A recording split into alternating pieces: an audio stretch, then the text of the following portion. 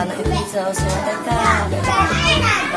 Terus biar mempermudah orang tuanya itu, sekolahnya juga bisa dicicil bayarannya.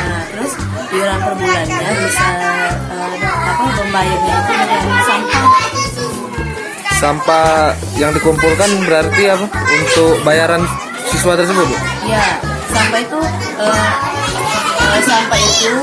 dikumpulkan itu boleh setiap hari. Nah, tapi dengan syarat harus dipilah. Kayak kalau misalnya ya kertas sama kertas, kertas sama plastik. Nah, nanti kalau sudah sampai di sekolah, kita timbang, kita timbang, kita hitung, terus nanti kita kumpulin. Nanti kalau udah mencukupi iuran sekolah, jadi anak murid itu bebas dari iuran sekolah per bulan.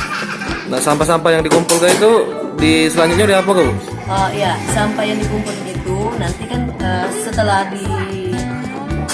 dicatat dari sini kan dipilah lagi, Mas. Nah, nanti kalau misalnya yang bisa di recycle, ya kita pisahin. Kalau misalnya dia udah bawa kardusnya udah basah, misalnya bawa bawa main-mainan itu kan nggak bisa didaur lagi. Nah, nanti kita pisahin lagi.